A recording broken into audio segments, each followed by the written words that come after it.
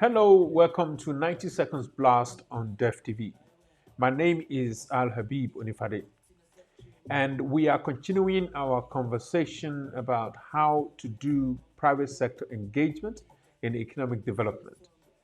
We have been going through all of the elements that we need to have and we need to have clarity on before we commence engagement with a private sector partner. Today is another one of those, and that is value proposition. There are two types of value proposition. There is the value proposition that the project has for the private sector partner, and the value proposition that the partner have for our beneficiaries.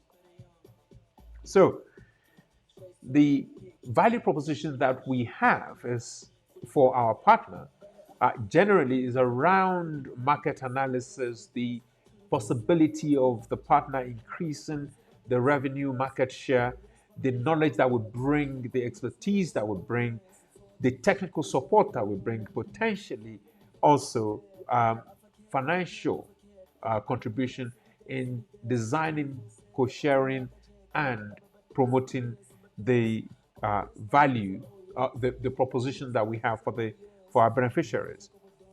For our private sector partner, they need to be very clear about how the services that they're promoting fits the customer's need. The channel in which they deliver this product or services fits the customer's need. And customers in this case are our beneficiaries and participants. The affordability of the appropriateness of the product or service and the affordability of the product to our beneficiaries. All of this have to be very clear from the start before we begin the engagement with the private sector. So the discussion with the private sector can be a lot more compelling and a lot more commercial. And this is where we speak the language of the private sector as opposed to development sector.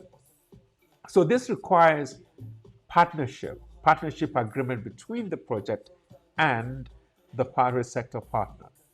It is important for us to be very clear that the private sector partner drives the intervention, and we have to be explicit in the role that we play as facilitators. And on top of that, we really have to be absolutely clear in the agreement what the timeline is, what the resource requirements are, and potentially what the milestones are if payments are made on milestones. So these are the elements of value proposition we really should have before we start the engagement with the private sector partner. So when we do start the engagement, when we begin to have negotiation with the private sector partner, the discussion is a lot more compelling in the language that the private sector partner understands and will respond to. So in the next episode of this conversation, we should be exploring the process of engagement.